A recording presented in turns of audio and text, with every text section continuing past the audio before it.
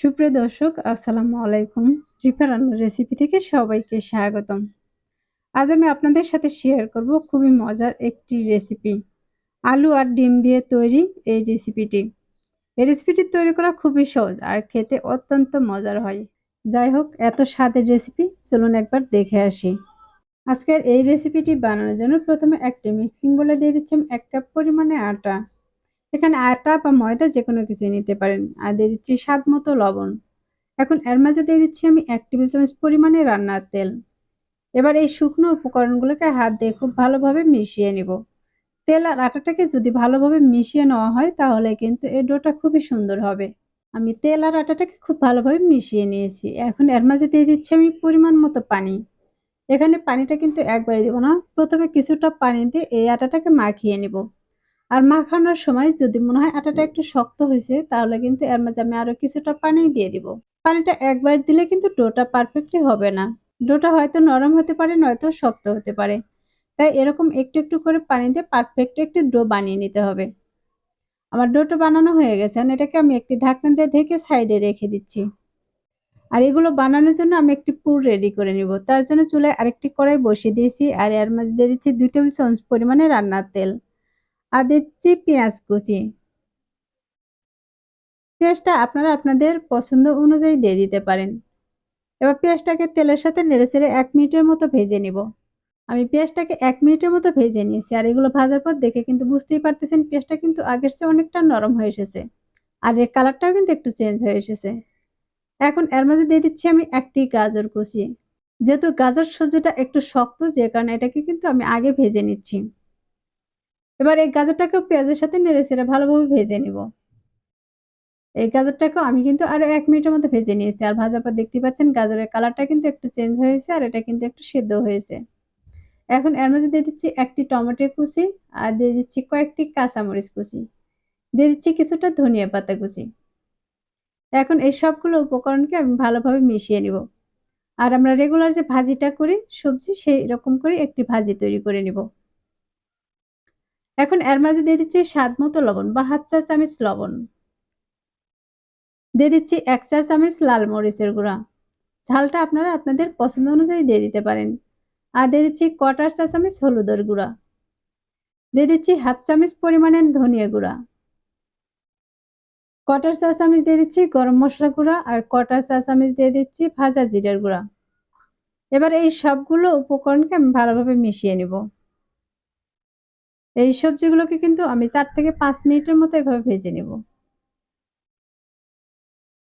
আর সবজিগুলোকে ৪ থেকে ৫ মিনিট ভাজার পর এগুলো কিন্তু অনেকটা নরম হয়ে যাবে আর সবজিগুলো কিন্তু খুব ভালোভাবে সেদ্ধ হয়ে যাবে। আমার এই সবজিগুলো কিন্তু এখন ভাজা হয়ে গেছে দেখতেই পারতেছেন। এটাকে আমি একটু সাইড করে নিব। এগুলোকে আমি একটু সাইড করে নিয়েছি, নিয়ে এর মাঝে দিয়ে দিচ্ছি আরো ১ টেবিল চামচ পরিমাণে রান্নার তেল। এখন এই তেলের মাঝে দিয়ে দিচ্ছি আমি ১ টি ডিম।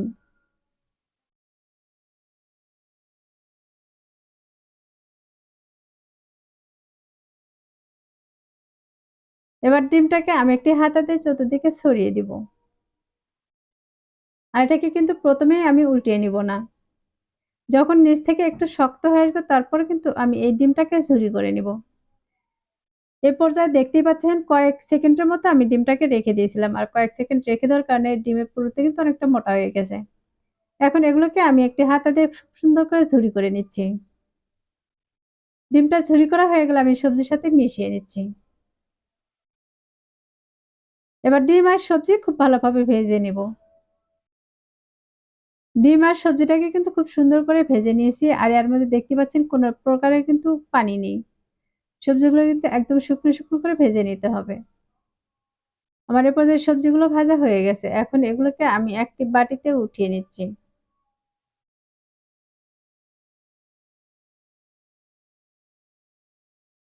আমি সবগুলো সবজি এই কড়াই থেকে বাটিতে উঠিয়ে নিয়েছি।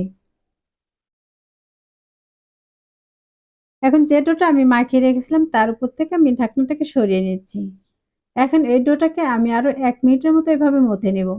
ডোটা মথে নেওয়ার পরে কিন্তু এই ডোটা আরো অনেকটা সফট হয়ে যাবে। আমার ডোটা মথে নেওয়া হয়ে গেছে। এখন এটাকে আমি ছোট, ছোট করে লেচি কেটে নিব। আমি যে কয়েক পিস নাস্তা তৈরি করব সেই কয়েক পিস করে কিন্তু কেটে নিব।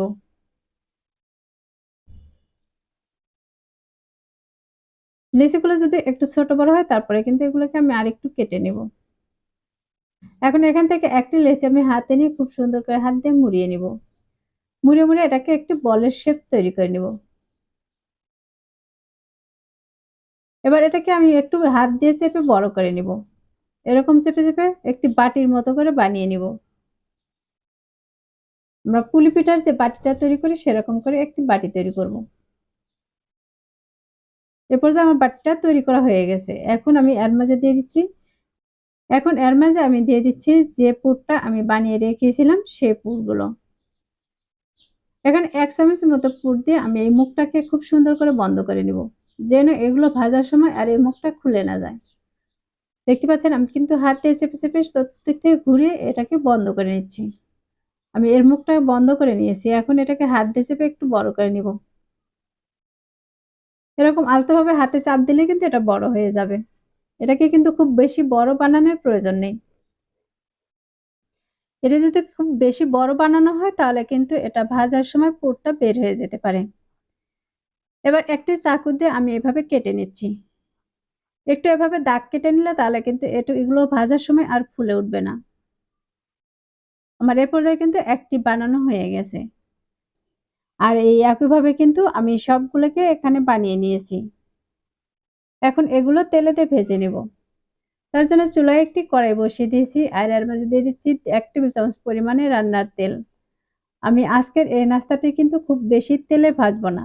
সামান্য একটু তেলেই ভেজে নেব। এখন এর মাঝে বানিয়ে রাখা এই পিঠাগুলোকে দিয়ে দিচ্ছি। এখানে যে কয়টি দিয়ে ভেজে নেওয়া যাবে আমি সেই কয়টি কিন্তু দিয়ে দিব। আর এটা কিন্তু বানিয়ে রাখার পর একটু ছোট হয়ে গেছে। এটাকে হাত দিয়ে চেপে আরেকটু বড় করে নিলাম।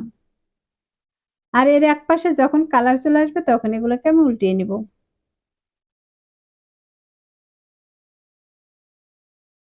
এই পিঠাগুলোকে প্রায় আমি ৩ থেকে ৪ মিনিটের মতো এভাবে ভেজে নিব। আর দুপাশে কিন্তু খুব সুন্দর কালার করে ভেজে নিব। আর এর মাঝে কিন্তু আমি বেশ কয়েকবার উল্টিয়ে পাল্টিয়ে ভেজে নিচ্ছি।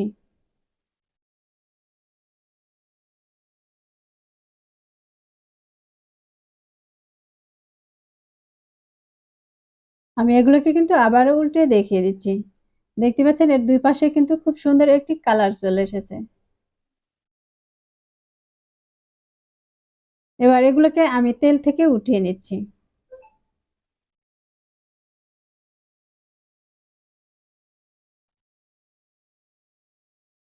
এই নাস্তাগুলো ভাজতে কিন্তু খুব বেশি একটা তেলের প্রয়োজন হয় না। অল্প কিছু তেল দিয়েই কিন্তু এই নাস্তাগুলো বানিয়ে নিতে পারবেন।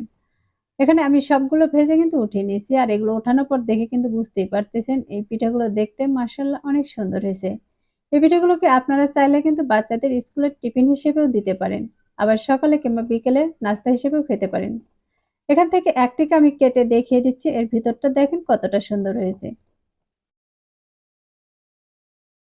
আশা করছি আমার আজকের রেসিপি আপনাদের কাছে অনেক ভালো লেগেছে আর সহজে লেগেছে। আর রেসিপি ভালো লাগলে ভিডিওতে অবশ্যই একটি লাইক দিয়ে দেখার অনুরোধ রইল।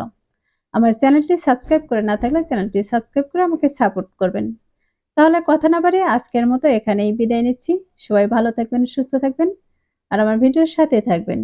আল্লাহ হাফেজ।